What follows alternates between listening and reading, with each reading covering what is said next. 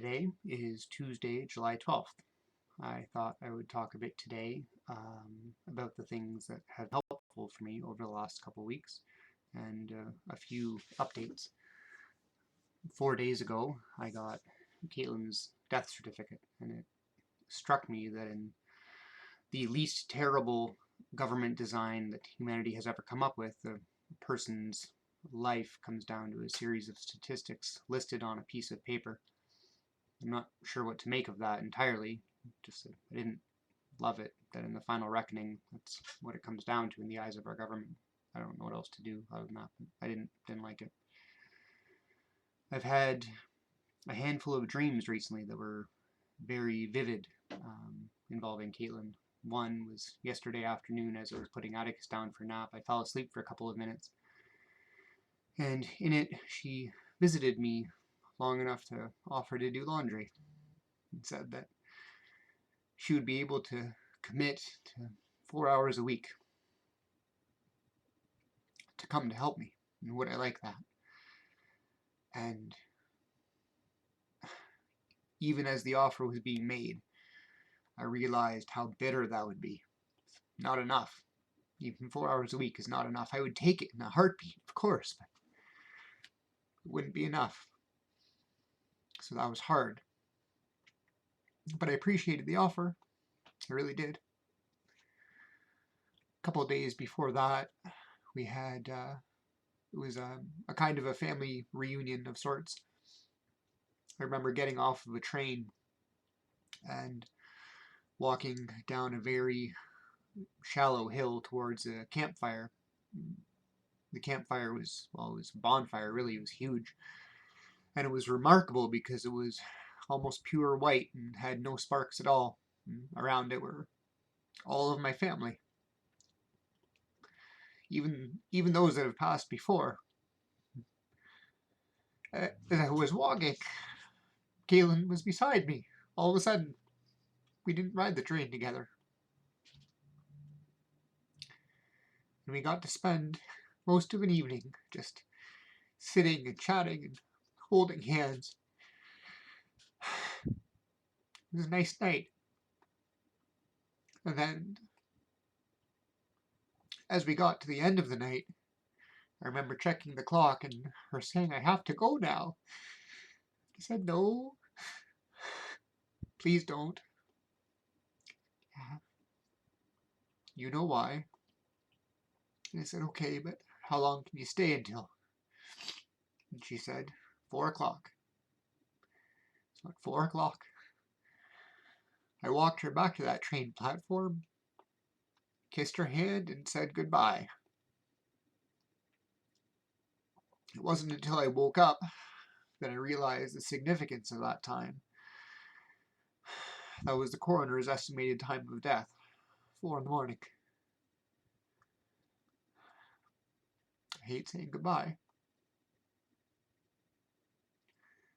There are two things that I have heard in the last couple of years that have been giving me small comfort during this difficult time. One is kind of an ultimately nerdy thing, which was said to my aunt after her son had passed away just over a year ago, and that was that the first law of thermodynamics states that energy cannot be created or destroyed, it can only change state. I like this because to me it says that whatever, spark resides within consciousness, whether it's divine or otherwise, it's not extinguished when someone dies. It merely changes state. You can make of that what you will, but it gives me comfort to know that in some sense, she's still here and always will be, just like the rest of us. The second is something my cousin told me, that a friend had told him after a terrible loss, which is that he had assumed that grief was going to be like a wave, and that you would learn to ride the wave, and that's how you would move forward. He found instead that when this wave hits, there is no riding it. You just drown. So you have to learn to do something even more incredible, and that's that you have to learn to breathe underwater. That has been my experience. So we're learning to do an incredible thing. I've been trying to listen to my boys. It's a weird backwards thing, how much I'm leaning on them, how much I'm drawing off of them. They have been giving me perspective that has been desperately necessary.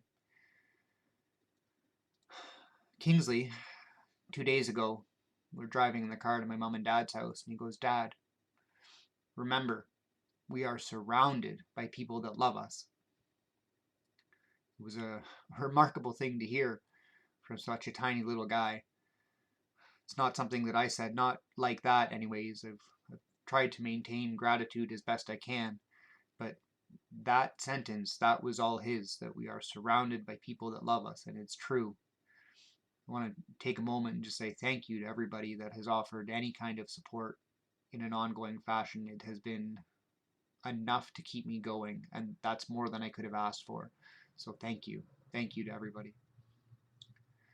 Monty, my little empath, he keeps hitting me with these things that remind me that he's far wise beyond his years as well. He's updated telling me, or asking rather, whether or not Mum is in the stars.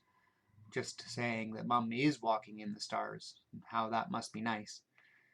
Yesterday night, after Monty said that to me, oldest guy got a funny look on his face and goes, "Well, Dad, are there mosquitoes in the stars?"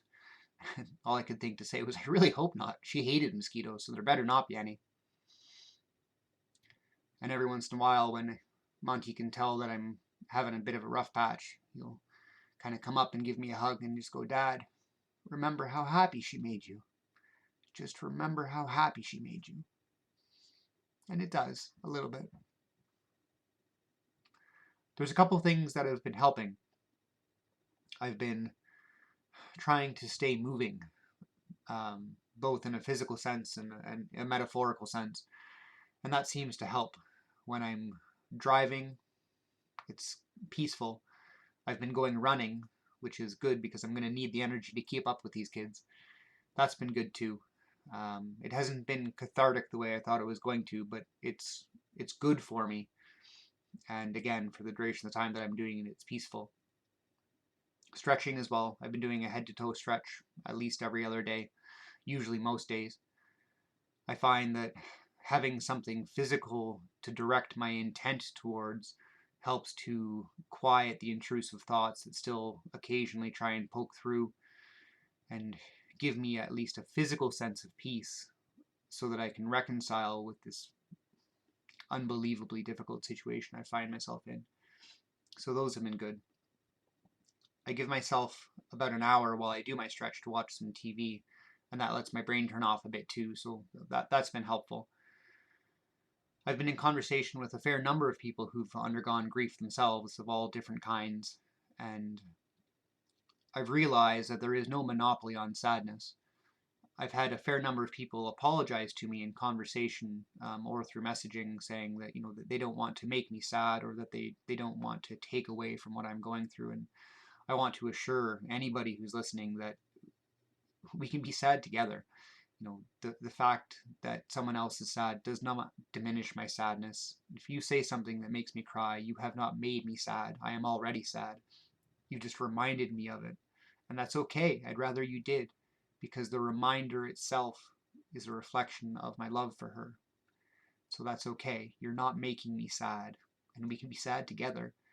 It was her greatest gift was the way that she brought everybody into her big hug, that everybody was welcome. And in so doing, she affected a lot of people. So it's no wonder that I'm not the only one who's sad. It's almost a compliment in some sense. So it's okay. We can be sad together. And talking has been helpful. I even get the occasional laugh out now, which is kind of nice. It's still mostly bitter, but it's a little bit better than it was. And lastly is maybe the hardest thing, which is the ongoing task of trying to transform my house from our house to my house. It's hard because every time I change something, even something small, it does feel a bit like I'm undoing her. That's awful. But when we were a pair, when we were partners, anything that I didn't know what it was for, I could reasonably assume she did, and vice versa, right? So now, if there's an object, some of them totally benign that I don't know what it's for, it doesn't really serve a purpose unless I can figure it out. So I've been getting rid of them. I've got the things I want to keep. I wear her wedding ring around my neck. Her wedding dress is at her mom's house. I've got a collections box of the stuff that's important. So the rest of it is just stuff, really. We are not our collection of things. We are our interactions, the decisions we make, the relationships we form. Those are the things that are important. These objects are just that. So it's hard for me to get rid of them because it does feel like I'm undoing her, but I'm not. I'm not dishonoring her. I'm not doing away with her memory. The memory stays after the object is gone. So we're working to make it more comfortable. That's going well. So those are the things that have been helping. I hope if anybody else is going through any kind of grief or even an acute stressor of any kind, some of those will perhaps be useful. Listen to the people in your lives who are naive enough to tell you the truth. Know that they mean it with your best interests at heart. Try and separate your mind from your body even a little bit each day. It goes a long way. And then focus on the things that you actually have agency over in order to try and make change. One of my longtime favorite sayings has always been the Serenity's Prayer, which is, God, give me the strength to change the things I can, the serenity to accept the things I can't, and the wisdom to know the difference. It has been one of my guiding lights over the last couple weeks. There's a lot of things I can't change right now, but focusing on the ones I can have been helpful. Thank you.